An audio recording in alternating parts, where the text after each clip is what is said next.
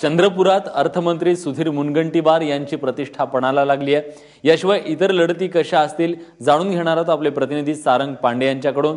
सारंग, काय कशा पद्धतीने या सगळ्या लढती रंगतायत?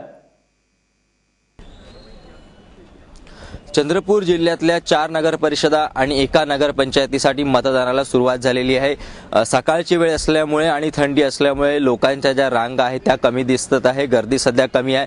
मात्र लोकांमध्ये जो मतदानाप्रती उत्साह आहे तो मोठ्या प्रमाणात दिसत आहे। मोठ्या प्रमाणात मतदार जे आहे ते यादीत येऊन इथे नाव बघतात आहे, कुठल्या जागी कोणत्या बूथवर आपलं मतदान आहे ते सुद्धा बघत आहे।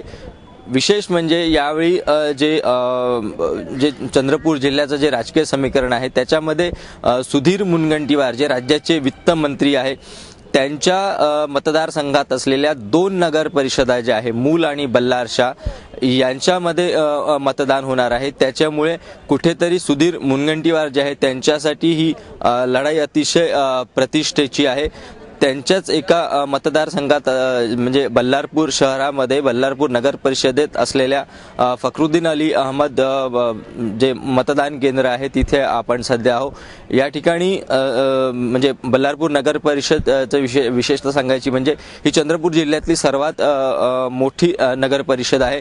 जवळजवळ 1 लाखाच्या वर या शहराची आबादी आहे आणि 82,000 मतदार आहे। आणि या शहरात जी प्रामुख्याने लढाई आहे ती भाजपचे हरीश शर्मा आणि काँग्रेसचे जे व्यंकटेश बालबरैया यांच्यामध्ये होत आहे।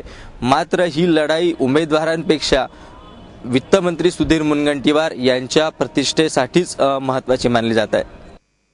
धन्यवाद सारंग, तुम्ही दिलेल्या सगळ्या सविस्तर माहितीबद्दल। तेव्हा याच बातमीसोबत बुलेटिनमध्ये आपण एक छोटासा ब्रेक घेतोय, पण ब्रेकवर जाण्यापूर्वी एक महत्त्वाची आठवण। या सगळ्या नगरपंचायतींची नगरपालिकांची जी निवडणूक होतीये त्या निवडणुकीच्या संदर्भातले सगळे अपडेट्स तुम्ही abpmaza.in या आमच्या वेबसाईटला जाणून घेऊ शकता। बघत रहा ABP माझा।